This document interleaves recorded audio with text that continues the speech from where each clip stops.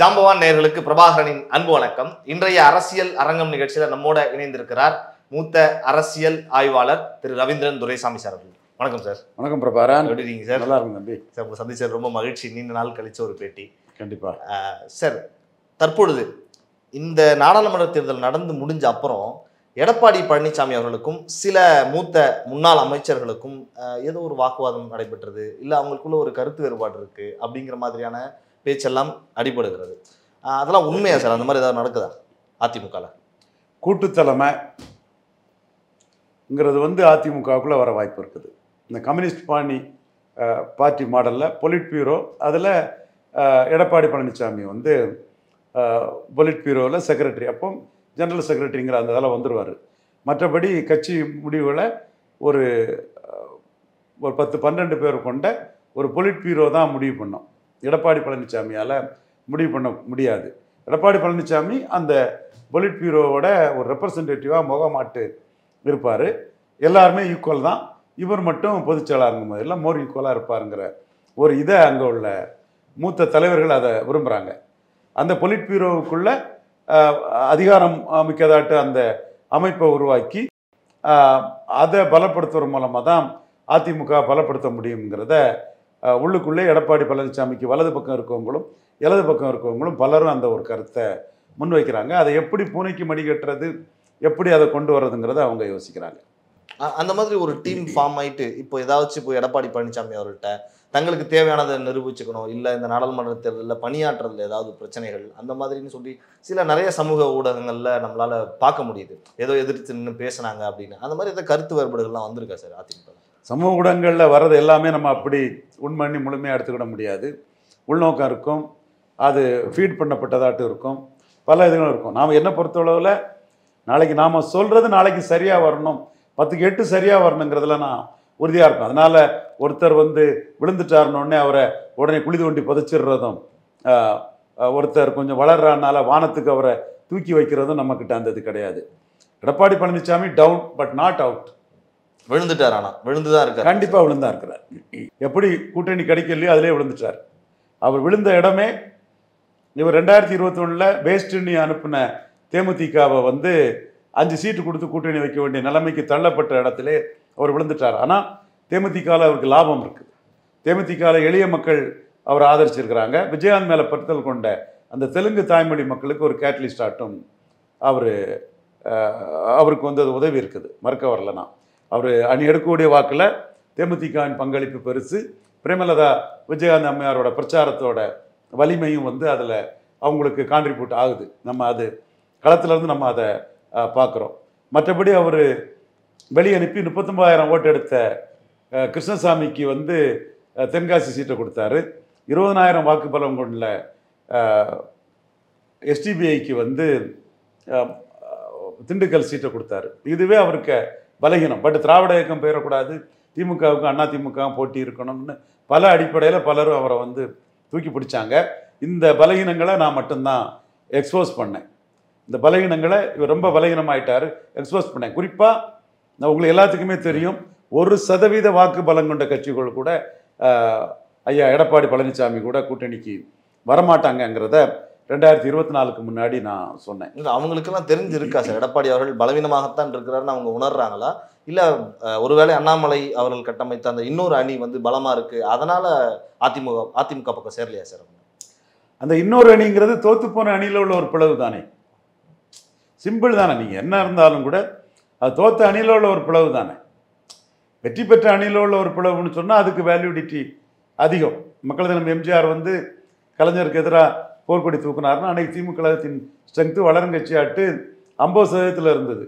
15, 27, 40, 50 தாண்டி போகுது. அது சிறிய சிறிய கட்சிகள், ஃபார்வர்ட் பிளாக்கு, முஸ்லீம் லீக்கு, சோசியலிஸ்டுகள்லாம் உருவம் வளர்ந்து அந்த ஓட்டெல்லாம் திமுக பக்கம் குவியுது. அந்த கட்டத்துக்குள்ள எம்ஜிஆர் ஸ்பிளிட் ஆகிறாரு. அது ஒரு 55% கட்சியில் உள்ள ஒரு ஸ்பிளிட்டு, 50+ உள்ள ஸ்பிளிட்டு. எம்ஜிஆர் 31% எடுக்கிறாரு, கலைஞர் 24.8 எடுக்கிறார், எம்ஜிஆர் 30.3 எடுக்கிறார். இன்னைக்கு பன்னீர்செல்வம் ஸ்பிளிட்டே தோத்துப்போன கட்சியில் உள்ள ஒரு பிளவுங்கிறதான் நான் சொல்கிறேன். தோத்துப்போன ஒரு கட்சியில் உள்ள பிளவு. இதை மறைச்சிக்கிட்டு நீங்கள் செங்கோட்டையனை வந்து எம்ஜிஆருக்கு திண்டுக்கல் மாதிரி எங்களுக்கு ஈரோடு கிழக்குனார். என்ன இதெல்லாம் எத்தனை பேர் அதை தாங்கி பிடிச்சாங்க? இடைத்தேர்தல் ஊடகத்தில் தாங்கி பிடிச்சாங்க. ஒரு பேசிக் ரீசன், இது தோத்து போன கட்சியில் உள்ள பிளவு, தொடர் தோல்வியில் இருக்கக்கூடிய கட்சியில் உள்ள பிளவு. அதை எம்ஜிஆருக்கு திண்டுக்கல் மாதிரி எங்களுக்கு எடப்பாடிக்கு எடப்பாடியில் எங்களுக்கு ஈரோடு கிழக்குனாரு செங்கோட்டையன். இது எவ்வளவுக்குள்ள அப்செட்டான ஒரு ஸ்டேட்மெண்ட். இதை தமிழக ஊடகங்கள் எப்படி கொண்டாடிச்சு? எவ்வளவு ஃபூலரி. அதில் வேற திண்டுக்கல் ஆயிரம்னு நண்பர் சவுக்கு சங்கர்லாம் அங்கே போய் இறங்கி நின்று நம்ம சொன்னது தோத்த கட்சியில் உள்ள பிளவு. அதே தான் இன்னைக்கு வந்து தோத்த கட்சியில் உள்ள பிளவுங்கிறது தான் மேட்ரு. அதனால தான் வெற்றி பெற்ற கட்சியில் உள்ள யாரும் இங்கே எட்டி பார்க்க மாட்டேங்கிறாங்க. மீண்டும் சொல்கிறேன், வெற்றி பெற்ற திமுக அணி இன்டாக்டாக தான் இருக்கும். ஏன்னா அங்கே உள்ள யாருக்குமே வந்து கைகளும் பறக்கிறதுக்கு ரெக்கைகளும் கிடையாது, நடக்கிறதுக்கு கால்களும் கிடையாது. ஒரு கெமிஸ்ட்ரியில் 33% வாக்கு பலம் உள்ளவங்க, இன்க்ளூடிங் தமிழக முதல்வர் ஐயா மு க ஸ்டாலினும் சேர்த்தான் சொல்கிறேன். எல்லாம் ஒன்றா சேர்ந்து 33 பார்லிமெண்ட்னா 53 ஆக்கிட்டாங்க. அசம்பிளியில் 33 45 ஆக்கிட்டாங்க. ஸோ இவங்களோட காம்பினேஷன் தான் வந்து பார்லிமெண்ட்னா 20% வாக்கு அவங்களுக்கு அள்ளி கொடுக்குது. சட்டமன்றம்னா ஒரு 12% வாக்கு அவங்களுக்கு கூடுதலாக கொடுக்குது. மேலும் இந்த காம்பினேஷனில் பிசிறு இல்லாமல் ஒரு பிரச்சார பலம் கொண்ட மோடி எதிர்ப்பாளரான எதிர்ப்பு வாக்கு இல்லாத கமலஹாசனும் இதுக்குள்ள வந்து இந்த காம்பினேஷனுக்குள்ள சேர்ந்திருக்கிறார். அப்போ ஸ்டாலின் வெற்றி பெற்ற அணியோட அவரோட டேர்ம்ஸுக்கு கமலஹாசனை கூடுதலாக சேர்த்திருக்கிறார். நாளைக்கே அவர் நினைச்சாருன்னா தேமுதிகவே அவருக்கு அணியில சேர்க்க முடியும். எல்லாருக்கும் தெரியும் 2026 எல்லா ஒரு ஆப்ஷன் இருக்குன்னு தான் நான் சொல்ல வர்றேன். உடனே முடிஞ்ச முடிவா அதை எடுத்துறாதீங்க. அவங்க ஒரு அரசியல் பண்றாங்க. பிரேமலதா அம்மையார் பொதுச்செயலாளர் ஆன பிறகு அவங்களோட திறமையிலையும் வில் பவர்லையும் அவங்க 5 சீட்டை 2021 ஓரங்கட்டின எடப்பாடி பழனிசாமியே 5 சீட்டு கொடுக்கக்கூடிய அளவுக்கு பேரரசியல்ல வெற்றி பெற்று அவங்க நிற்கிறாங்க. பிரச்சார வலிமையிலையும் அவங்க நிற்கிறாங்க இந்த அணிக்குள்ள. பட் அவங்களும் திமுக அணி ஆப்ஷனை ஓப்பன் பண்ணி தான் இதை பார்த்து பண்ணினாங்க. எல்லாத்துக்கும் நம்ம தெரிஞ்ச ஒரு விஷயம். அப்போ திமுகவுக்கு அவங்க ஒன்றும் எதிர்ப்பு கிடையாது. அந்த வகையில் எப்போ வேணாலும் ஸ்டாலின் டேம்ஸுக்கு அவங்க திமுகவில் சேரதுக்கு வாய்ப்பு உண்டு. ஸ்டாலின் டேம்ஸுக்கு அதே மாதிரி டாக்டர் கிருஷ்ணசாமி அவரும் ஸ்டாலின் டேம்ஸுக்கு திமுக அணியில் சேரதுக்கு வாய்ப்பு உண்டு. திமுக அணியில் ஸ்டாலின் கொடுத்ததெல்லாம் MP post, MLA post, mayor post, councillor post. இதை நான் சொல்றதுனால ஸ்டாலினை புகழ்ந்து பேசுறது அர்த்தம் இல்லை. யதார்த்தத்தை உண்மையை சொல்றேன். இவர் பல கருப்பையா மாதிரியும் தமிழறி மணியை மாதிரியும் கலைஞர் மேல உள்ள வன்மத்தை ஸ்டாலின் மேல கொட்டி வன்ம அரசியலை பேச வேண்டிய அவசியமும் தேவையும் எனக்கு இல்லை. அதுக்காக ஸ்டாலினை ஆவுன்னு சொல்ல வேண்டிய அவசியம் எனக்கு இல்லை. இதே ஸ்டாலின் வந்து ஆர்கே நகர்ல 3வது போய் நான் யாரை விட்டாலும் ஜெயிக்கும்னு நினைச்சு இது மருது கணேஷ் வந்து 3வது 13% வாக்கு எடுத்ததாங்கிறது நமக்கு எல்லாத்துக்குமே தெரிஞ்ச விஷயம்தான். அப்போ அதுல இருந்து ஸ்டாலின் பாடம் படிக்கிறாரு. இந்த அணியை நம்ம விட்டுறக்கூடாது. அந்த அணியை இன்டாக்டா வச்சு நானே சொன்னேன், சட்டமன்ற இடைத்தேர்தல் வேறு, பாராளுமன்ற பொது தேர்தல் வேறு. திண்டுக்கல்லே நான் குப்பை கூடையில தூக்கி போட்டுட்டேன். நான் வந்து ஆர்கே நகரை நான் பெருசா மதிக்க போறேன்னா, ஈரோடு கிழக்க பெருசா மதிக்க போறேனாங்கிறது ஒவ்வொரு இடைத்தேர்தலையும் என்னோட கருத்தை. திண்டுக்கல்லே குப்பை கூடையில அது நிறைய பேருக்கு வருத்தமா இருக்குது. ஏன்னா 55% திண்டுக்கல் எடுத்த மக்கள் தலைவர் எம்ஜிஆர் வந்து 31% தான் எடுத்தாரு. 4 முனை போட்டிங்கிறனால தான் ஆட்சிக்கு வந்தார். மும்முனை போட்டின்னா அவர் எடுத்த இடத்துல எடுத்த வாக்குல பலமான எதிர்கட்சி தலைவராக தான் வர முடியும். டேட்டா அதைத்தான் சொல்லுது. மக்கள் தலைவர் எம்ஜிஆர் பெரிய புத்திசாலி வள்ளல், அது வேற விஷயம். இந்த டேட்டாவை நம்ம மறுக்க வேண்டிய அவசியம் இல்லை. அதே மாதிரி தான் ஸ்டாலினுக்கும் நான் வந்து உண்மையை சொல்றேன். நான் உண்மையை சொல்றேங்கிறது என்ன கரெக்டா ஃபாலோ பண்ற என்னோட ஃபாலோவர்ஸுக்கு அது தெரியும். அப்போ ஸ்டாலின் வந்து அதிமுக உடஞ்சிடுச்சு, நம்ம யாரை விட்டாலும் ஜெயிக்கணும், மருது கணேசை விட்டு 3வது போன பிறகு அந்த அணி ஜெயித்து இருக்குது. அப்போ ஸ்டாலின் என்ன பார்க்குறாரு, நம்ம ஆர்கே நகரை சந்திச்சு பெரிய வெற்றி பெற்றிருக்கோம். அப்போ இது காம்பினேஷனுக்கு கிடைச்ச வெற்றி, இது பொது தேர்தலில் கிடைச்ச வெற்றி. அப்புறம் அந்த காம்பினேஷனை விடக்கூடாது, ஜோதி பாசு மாதிரி இதை மெயின்டைன் பண்ணி கொண்டு போகணும்னு ஸ்டாலின் நினைக்கிறாரு. இது எனக்கு தெரியுது. கடந்த காலத்தின் கைதிகளாட்டு, பிரிசனரா பாஸ்ட் ஆட்டு, கரண்ட்ல என்ன சேஞ்ச் வந்திருக்குன்னு தெரியாத ஆட்கள் வந்து அந்த பழைய கலைஞர் புரட்சி தலைவி எலெக்ஷன் தேர்தல் நடந்தது இல்லையா, அதை மனசுல வச்சு பேசிட்டு இருக்கிறாங்க. தப்பா பேசிட்டு இருக்காங்க, அப்டுடேட் ஆகாம பேசிட்டு இருக்கிறாங்க. அந்த தேர்தல் நம்ம இப்ப இருக்கக்கூடிய கள சூழ்நிலோடு ஒப்பிடவே முடியாது. ஏன்னா இப்ப இருக்கக்கூடிய காங்கிரஸ் வந்து பலம் இல்லாத காங்கிரஸ். மக்களவை தேர்தல்னா அவங்களுக்கு 3+7 ஒரு 10% பலம் இருக்குது. அதுக்கு தான் 10 சீட்டை கொடுத்துருக்காங்க. சட்டமன்ற தேர்தல்னா அவங்களுக்கு பலம் 3% தான். அவங்க தனிச்சு நின்று பார்லிமெண்ட்லேயே 4.3 தான் எடுத்தாங்க. அவங்கள்ட்ட இருந்து ஐயா ஜி.கே. வாசன் வெளியேறிட்டாரு. அப்போ அவங்க பலம் என்ன, வெறும் 4 தான் இருக்கும், அதுவும் கீழே தான் இருக்கும். சரி 4ன்னு வச்சுடுங்க. கொங்கு மண்டலத்திலலாம் கமலஹாசனுக்கு பலம் தான், பலத்தோட குறைவாக தான் காங்கிரஸுக்கு இருக்கு. ஜோதிமணி அம்மையார்ட்ட நம்ம சேலஞ்ச் ஆட்டே சொல்லுவோம், நீங்க 14 நின்று எடுத்தது 3% வாக்கு கூட அந்த அம்மையார் எடுக்கல. ஆனால் கமலஹாசன் கொங்கு மண்டலத்தில் 19 மக்களவை தேர்தலில் அதிக வாக்கள் எடுத்தாங்க. அப்போ இந்த 3% வாக்கை வச்சு காங்கிரஸ் யாரு கூட கூட்டணி போகும், எங்க கூட்டணி போகும்? காங்கிரஸுக்கு பலம் கன்னியாகுமரி 3 சீட் அங்கே இருக்குது, தாராயகத்பட்டும் ஜெயிப்பான்னு சொல்றாங்க. 2 சீட்டு ஏற்கனவே ராஜேஷும் குளச்சல்ல பிரின்ஸும் இருக்கிறாப்புல, கிள்ளியூர் ராஜேஷும் 3 சீட்டு அங்கே அவங்களுக்கு இருக்குது. அடுத்தபடியா தூத்துக்குடி, தென்காசி, திருநெல்வேலி, ராமநாதபுரம், இப்படி தென் மாவட்டம் தான் காங்கிரஸுக்கு பலம். அங்கே வசந்தகுமார் தனிச்சு 25% வாட்டு எடுத்தார். சிவகங்கையில் கார்த்திக் சிதம்பரம் 10% வாட்டு எடுத்தார், 2வது இடம். டெபாசிட் போச்சுன்னா நக்கல் கிண்டல் பண்ணாலும் கூட 2வது இடம் தனிப்பட்ட செல்வாக்கு அவருக்கு கார்த்திக் சிதம்பரத்துக்கு இருக்குங்கிறத ஒத்துக்கிடணும். இதுதான் நியாயமான ஒரு பார்வையாக இருக்க முடியும்.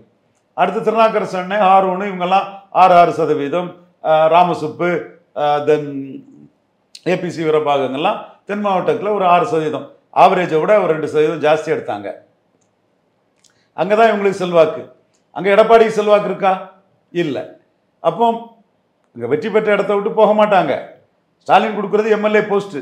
அப்போ எடப்பாடி கூட மக்களவை தேர்தலில் கூட்டணி போனாலும் டெபாசிட்டுக்கு தான் காங்கிரஸ் வந்து தத்தி குணத்தம் பாடணும். யாராக இருந்தாலும் வெற்றி பெறக்கூடிய அந்த அணியில் இருக்கணும் தான் முயற்சி பண்ணுவாங்க. கண்டிப்பாக அக்குமுலேட்டிங் பவர், அமாசிங் வெல்த் தான் மாடர்ன் பொலிட்டிக்ஸு.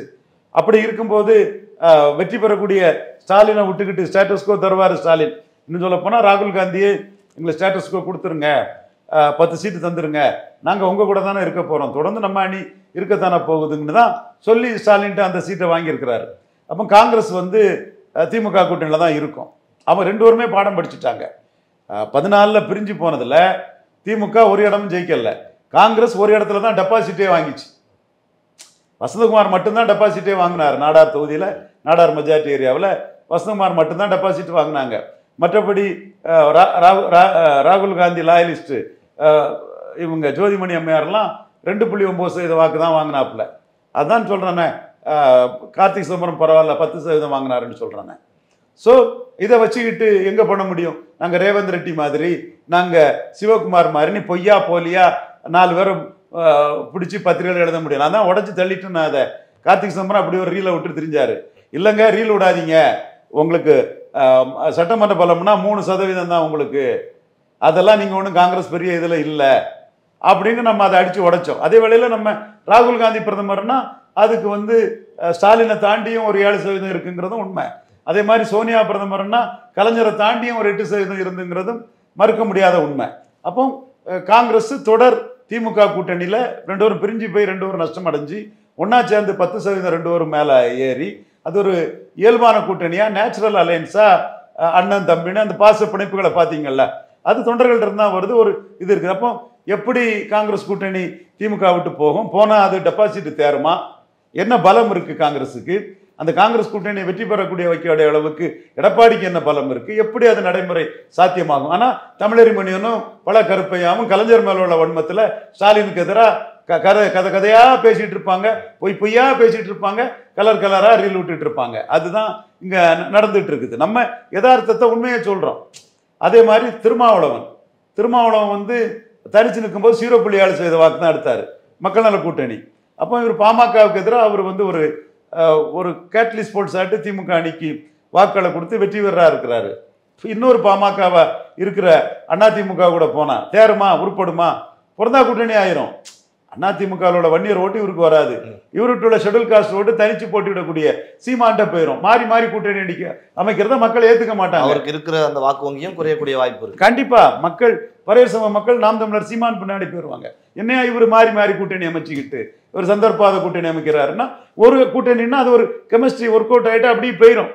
அதை விட்டுட்டு ஜம்பானா திருமாவளவனுக்கு பரையர் சமூகம் சீமான்ட்ட போயிடும். வன்னியர் ஓட்டு இவருக்கு டிரான்ஸ்ஃபர் ஆகாது. எப்படி அவரு கூட்டணி மாறிட முடியும்? மாறினா அரசியல் தற்கொலை. அடுத்தால மதிமுக காம்பினேஷன்ல தான் இருக்காப்புல, 0.9% வாக்கு தான். அடுத்தால கம்யூனிஸ்ட் ஜெயலலிதா எதிர்கட்சியா இருக்கும்போது 3 சீட்டு கம்யூனிஸ்ட் கொடுத்தாங்க, இன்னொரு கம்யூனிஸ்டுக்கு 3 கொடுத்தாங்க, 3 6 சீட்டு கொடுத்தாங்க. ஆளுங்கட்சியா வந்தாங்க 1 சீட்டுன்னு சொல்லிட்டாப்புல. ஸ்டாலின் அப்படியா பண்ணாரு? எதிர்கட்சியா இருக்கும்போது 2 சீட்டு, ஆளுங்கட்சியா இருக்கும் 2 சீட்டு. பாலகிருஷ்ணனா மதுரையில் வெஸ்டர்ன் பார்க் ஹோட்டலில் நான் தம்பி ரிஷி எல்லாமே பார்த்து பேசணும். அப்போ அதில் ஸ்டாலினோட அப்ரோச் அவர் போலந்து தான் சொன்னார், இந்த கூட்டணி உடையக்கூடாதுன்னு இருக்கிறாரு. இந்த கூட்டணியை விட்டு யார் போனாலும் அவங்களுக்கு நஷ்டம்தான், எந்த கட்சியும் இந்த கூட்டணியை விட்டு போயிட முடியாது, ஒரு காந்தம் இரும்ப ஈர்த்து இருக்க மாதிரி ஒரு காம்பினேஷனில் இருக்குதுங்கிறத அவர் தெள்ள தெளிவாக புரிஞ்சுக்கிட்டாரு. அதைத்தான் திருமாவளவன் சொன்னார், நாம் விடுதலை சிறுத்தைகளை மட்டும் பார்க்கக்கூடாது, கூட்டணியில் ஒன்றிணைந்து இருக்கக்கூடிய எல்லா கட்சிகளின் நலனையும் பார்க்கணும்னு 24 பேசினார். ஸோ இதுதான் அங்கே நிலைமைன்னு சொல்லும்போது, இந்த கூட்டணியில் உடஞ்சிரும், காங்கிரஸுக்கு 20 சீட்டு கொடுத்து வந்துடும், விடுதலை சிறுத்தை 4 சீட்டு வந்துடும்னா அது கலர் ரீல், பொய், உண்மையே கிடையாது. மீண்டும் இந்த இடத்துக்குள்ள யாருக்கும் டிசைடிங் ஃபேக்டர் அந்தஸ்து இல்லை. அப்ப எப்படி உடையும், எந்த வகையில் உடையும்? ஸ்டாலின் வெற்றி சூத்திரமே ஆர்கே நகருக்கு பிறகு கூட்டணி பலம் தானே புரிஞ்சுக்கிட்டாரு. அதனால அந்த கூட்டணியில எந்த விதமான ஒரு அசைவுகளையோ எந்த விதமான மாற்றத்தையோ செய்ய வாய்ப்பு இல்லை, சக்தியும் இல்லை மாற்றத்துக்கு யாரும். ஸ்டாலின் அதை புரிஞ்சுட்டு தான் இருக்கிறாரு. ஜெயலலிதா அம்மையார் யார் எவனோ ஒருத்தன் செத்து கிடந்ததை வச்சு நான் ஜெயிக்கலன்னு சொன்னாங்க. ராஜீவ் காந்தியை அவமானப்படுத்தி சொன்னாங்க. ஒருமையில சொல்லலை, யாரோன்னு தான் சொன்னாங்க, யாரோ ஒருத்தர்னாங்க.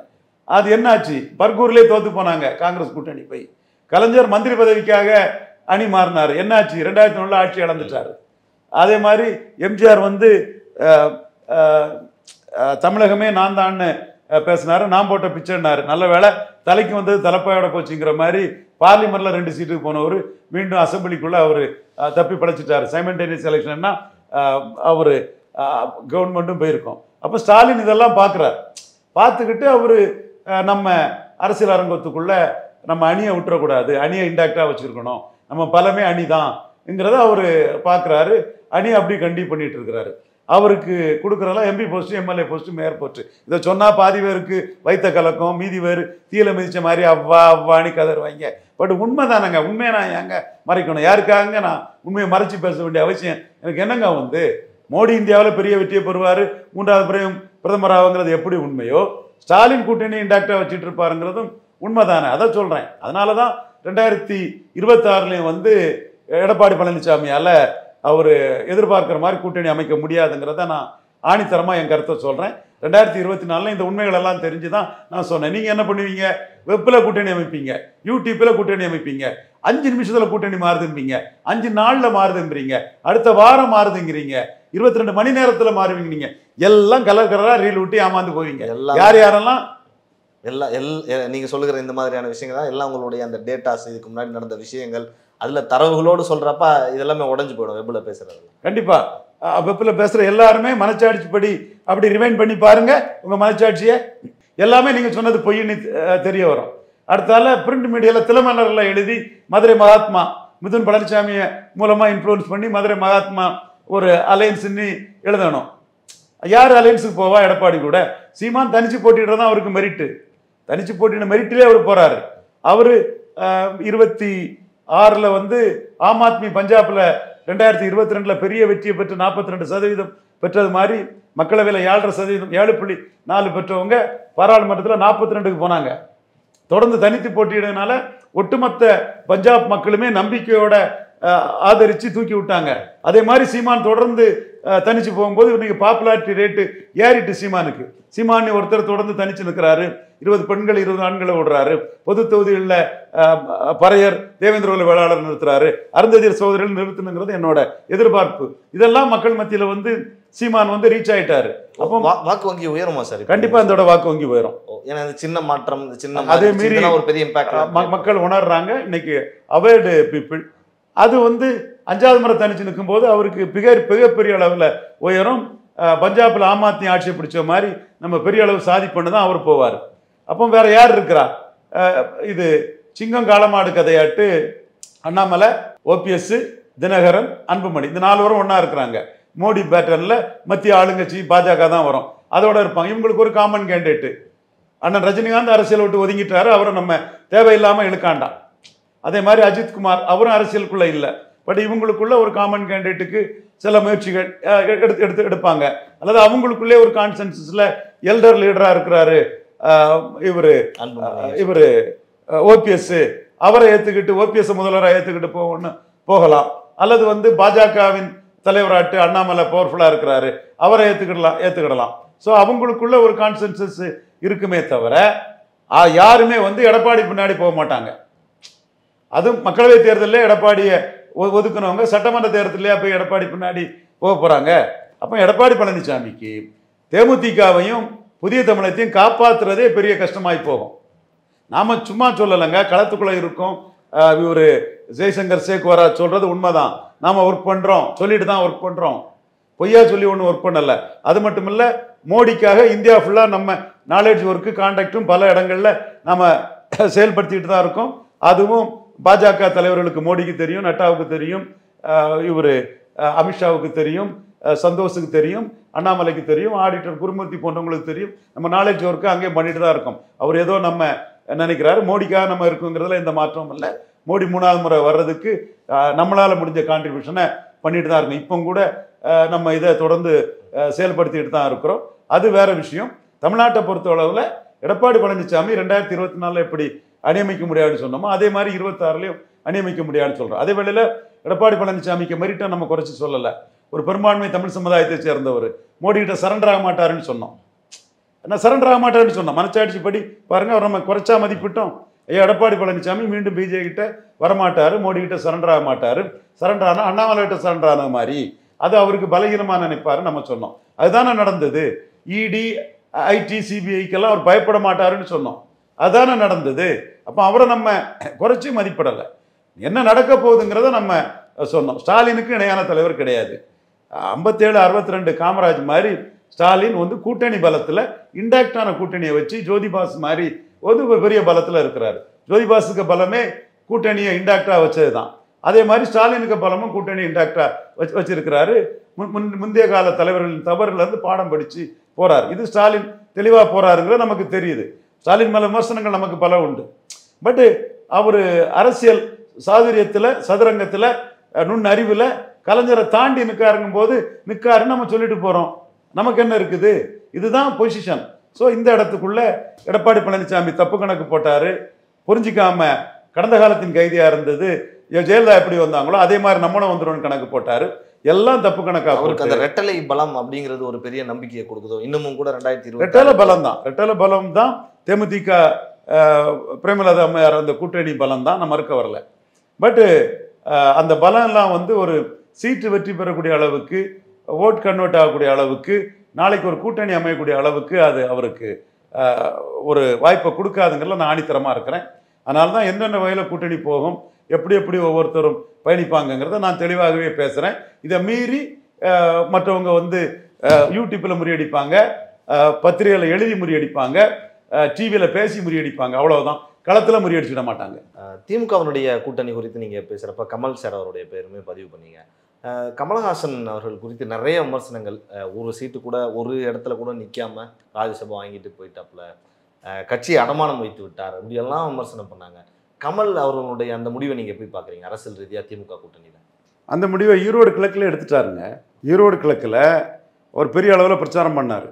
அந்த பிரச்சாரத்துக்கு ஒரு வேல்யூ இருந்தது.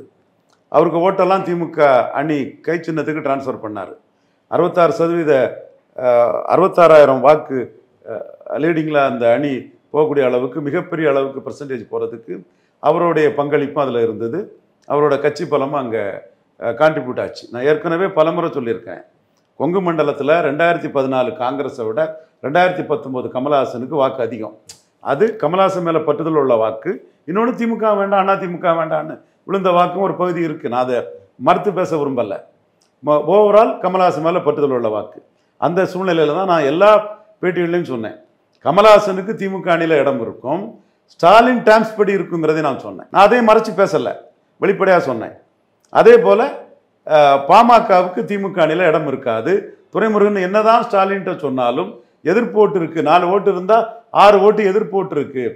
எதிர்ப்பு ஓட்டு உள்ள பாமகவை விட எதிர்ப்பு ஓட்டு இல்லாத, பிரச்சார வலிமை உள்ள, நெகட்டிவிட்டி இல்லாத கமலஹாசன் நமக்கு மேலுன்னு கமலஹாசனை கூட்டணியில் ஸ்டாலின் சேர்த்துக்கிடுவாருங்கிறத நாம் ஆணித்தரமாக நம்ம பதிவு பண்ணோம்.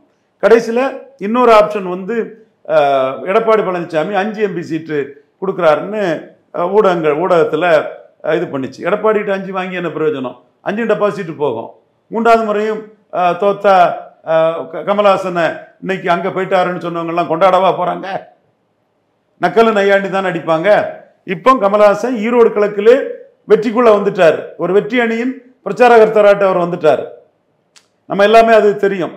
அவர் வாராருன்னு தான் அவங்க கரெக்டாக திமுக ஆர்கனைசர்ஸ் வந்து ஆர்கனைஸ் பண்ணி கூட்டங்கள்லாம் பெரிய அளவுக்கு இருந்து ஒரு வாக்கு வீதத்தையும் போல் பண்ணிட்டாங்க. மக்கள் நீதி மையத்துக்கு எந்தெந்த பூத்துலெல்லாம் வாக்கு இருந்தோ அந்தந்த பூத்தெல்லாம் லிஸ்ட் எடுத்து அந்தந்த வாக்காளர்களை நேரில் பார்த்து செந்தில் பாலாஜி டீம் வந்து அதை கிளியர் கட்டாக போல் பண்ணி பெரிய ஒரு லீடை கொடுத்தாங்க. 20,000 ஓட்டில் தான் காங்கிரஸ் ஜெயிக்குன்னு தமிழக பாஜக தலைவர் அண்ணாமலை எதிர்பார்த்த இடத்துல அதோட பல மடங்கு ஓட்டை ஜெயிக்கிறதுக்கு கமலஹாசனுக்கு கான்ட்ரிபியூஷனும் அங்கே தெளிவாகவே இருக்குது. அதற்கு பிறகு மக்களவை தேர்தலில் ஒரு வெற்றி அணியில் பிரச்சாரராக வராரு. ராஜ்சபா அவங்க ப்ராமிஸ் பண்ணியிருக்கிறாப்புல. அப்போ அரசியல் களத்துக்குள்ள வந்த கமலஹாசன் ஒரு ராஜ்சபாவை அச்சீவ் பண்ணுறாருன்னு வருது. அடுத்தால சட்டமன்ற தேர்தல் அதுலேயும் திமுக அணிக்கு ஒரு பிரச்சாரகராக இருப்பார். அவர் கட்சியை சார்ந்த உங்களுக்கு வந்து எம்எல்ஏ டிக்கெட் வந்து ஸ்டாலின் கண்டிப்பாக கொடுப்பாரு. அதுவும் ஒரு சமூக தளத்தோட ஒரு இதுகளெல்லாம் அலைஞ்சு பார்த்து திமுகவுக்கும் லாபம் வரக்கூடிய அளவுக்கு ஸ்டாலின் வந்து அவரை என்னதான் ராஜ்யசபா கிடைச்சாலும் மக்கள் தேர்தல் அரசியல்ல வாக்கு அரசியல்ல வேட்பாளராக தன் கட்சியிலிருந்து ஒருத்தரையாச்சும் நிறுத்தி வச்சிருந்தா அது அவருக்கு ஒரு கூடுதல் பேர். கண்டிப்பா அது வந்து ஒரு பெருமை தான். மக்களை சந்திச்சு தான் யாரும் வர விரும்புவாங்க. அதற்கு வந்து திமுக அணி வந்து ஒத்துக்கணும். திமுக அணி 38 சீட்டும் ஜெயித்த அணி, 38 சீட்டு ஜெயித்த அணி. அப்போ அந்த அணி வந்து அவங்களுக்கும் ஏற்கனவே உள்ள கூட்டணி கட்சிகளை டிஸ்டர்ப் பண்ணக்கூடாதுன்னு ஸ்டாலின் நினைக்கிறாரு. நவாஸ் கனிக்கு வந்து ராமநாதபுரத்துல தான் முதல்ல ஆரம்பிக்கிறாரு. எல்லாத்துக்கும் ஸ்டேட்டஸ்கோ கொடுத்துட்டாரு. அந்த சூழ்நிலையில வந்து திமுக என்ன முடிவு எடுக்கிறாங்கன்னா கமலஹாசன் வந்து கண்டெஸ்ட் பண்ணதோட பிரச்சாரத்துக்கு அவர் தேவை. பிரச்சாரத்துக்கு ஒரு பொதுத்தள தலைவராக திமுகவுக்கு பொதுத்தள ஓட்டை கொண்டு வர்றதுக்கு ஒரு முக்கியமாக வந்து சரத்குமார் 96 இருந்தார். சரத்குமார் இருந்தார். இன்னைக்கு சரத்குமார் நான் பல விமர்சனங்களை வைப்பேன். 96 அவர் ஜெயலலிதாவுக்கு எதிராக போல்டாக இருந்தார். ஒவ்வொரு கட்டத்துக்குள்ளேயும் வந்து முக்கிய தலைவர்கள் பொதுத்தளத்தில் உள்ள வாக்களை கொண்டு வரக்கூடிய தலைவர்கள் வந்து 89 போல்ஸ் இல்லைனாலும் கூட ராதிகா அன்னைக்கு வர ராதிகா தான், ராதிகா அம்மையார் இருந்தாங்க. அப்போ இன்னைக்கு ஒரு மக்கள் நீதி கட்சி தலைவராட்டு வாக்கு வங்கியை நிரூபித்த ஒரு நம்பர் 2 ஹீரோ கமலஹாசன் வந்து அந்த பிரச்சாரத்துக்கு வருது. திமுகவுக்கு வந்து திமுகவுக்கு வராத மக்கள் மத்தியில் ஒரு வாக்கு வரவை கொண்டு வர்றதுக்கு பயன்படுன்னு தான் ஸ்டாலின் கணக்கு போடுறாரு. அப்போ பிரச்சாரத்துக்கு தேவை, அதுக்கு ராஜ்சபானி முடிவு எடுக்கிறாரு. ஸோ இந்த இடத்துக்குள்ள கமலஹாசன் எடுத்த முடிவு தன்னோட மக்கள் நீதி மைய குழந்தையை காப்பாற்றுறதுக்கு எடுத்த முடிவு தான். அல்லது அச்சீவ்மெண்ட் இல்லாமல் எடப்பாடிகிட்ட 5 சீட்டு வாங்கினா 5மே தோக்கும். அது ஒரு பொருந்தா கூட்டணியாக இருக்கும். அப்போ அதில் என்ன பிரயோஜனம் அதில்? அப்போ இது ஒரு நல்ல முடிவுங்கிற மாதிரி தான் நான் பார்க்குறேன். ஏன்னா நான் இதை வந்து ஏற்கனவே நடக்கிறதுக்கு முன்னாடியே ப்ரிடிக்ட் பண்ணியிருந்தேன். ஸ்டாலின் டேம்ஸுங்கிறது கூட நான் சொல்லியிருந்தேன். கமலஹாசன் விரும்புவார், பட் ஸ்டாலின் டேம்ஸ் தான் அங்கே பிரிவில் ஆகணும்னு சொல்லும்போது அவங்க பிரச்சாரத்துக்கு தேவைங்கிறத முடிவு பண்ணி அவங்க ஒரு அக்ரிமெண்ட்டை போடுறாங்க. அதுதான் நான் பிரச்சாரத்துக்கு ஸ்டாலின் முன்னுரிமை கொடுத்து கமலஹாசனை பயன்படுத்துவாருங்கிறதையும் தேர்தலுக்கு முன்னாடியே நான் பேசியிருக்கிறேன். ஸோ ஒரு அரசியல் தலைவர்கள் தங்களுக்குள்ள பெனிஃபிட் என்ன நன்மை என்னன்னு பார்த்தா பண்ணுவாங்க. அந்த இடத்துல கமலஹாசனால் நன்மை இருக்குன்னு நினச்சி கமலஹாசனை ஒரு வெற்றி கூட்டணியின் பிரச்சாரராட்டு ஸ்டாலின் பயன்படுத்தினார். ஈரோடு கிழக்கில் ஆரம்பித்தது மக்களவை தேர்தலில் தொடருது, சட்டமன்ற தேர்தலையும் அது தொடர்றதுக்கு தான் வாய்ப்பு இருக்குது. இது இந்த இடத்துக்குள்ள கமலஹாசன் தப்பாக முடிவெடுத்து எடப்பாடி கூட தோத்தா மட்டும் இவங்க அவரை புகழ்ந்துராவா போகிறாங்க. ஸோ அவங்க கமலஹாசன் என்ன பண்ணாலும் விமர்சனம் பண்ண தான் செய்வாங்க. அவர் வந்து கரெக்டான முடிவு இது பண்ணி ஒரு கரெக்டான ஒரு வெற்றி வீரராட்டு அவரும் இந்த வெற்றி அணியில் களத்துக்குள்ளே நிற்கிறாரு. அதை பிடிக்காதவங்க சாதிச்சுட்டார கமலஹாசன் நினைக்கக்கூடியவங்க விமர்சனங்களை வைக்க தான் செய்வாங்க. தப்பான முடிவு எடுத்திருப்பாருன்னா அவங்க தான் ஆளாக இன்னும் கமலஹாசனை கிண்டல் பண்ணி நக்கல் நையாண்டி கேலி எல்லாம் பண்ணியிருப்பாங்க. நம்மளை பொறுத்தளவில் அன்னையிலேருந்து இன்னை வரை அவரை பற்றிய அவரோட குடும்ப பின்னணியில் உள்ள தியாக குடும்பங்கிற மரியாதை என்னைக்கும் உண்டுங்கிறது. அந்த வகையில் அவர் இதில் ஒரு சின்ன ஒரு சாதனை பண்ணால் கூட நமக்கு அது மகிழ்ச்சி தாங்கிறத நான் ஆணித்தரமாக பதிவு பண்ணுறேன். என்றும் எப்பொழுதும் இதே நிலைப்பாட்டை நான் சொல்லியிருக்கேங்கிறது என்ன கூர்ந்து கவனிச்சா அந்த தியாகத்துக்கு மதிப்பு கொடுக்கக்கூடியவங்கிறது எல்லாத்துக்கும் தெரியும். எடப்பாடி பழனிசாமி அவர்கள் தொடங்கி அண்ணாமலை, சீமான், பிரதமர் மோடி, அப்புறம் இறுதியாக விஜய் அப்படின்னு அவங்களுடைய அரசியல் சூழல் குறித்தும் பல்வேறு காலகட்டங்களில் அவங்க எடுத்த முடிவுகள் குறித்தும் நிறைய விஷயங்களை பகிர்ந்து கொண்டீர்கள். உங்களுக்கு ஜாம்பவான் சார்பாகவும் இந்த பிரபாகரன் சார்பாகவும் மனமாக நன்றி. நன்றி, வணக்கம். நன்றி.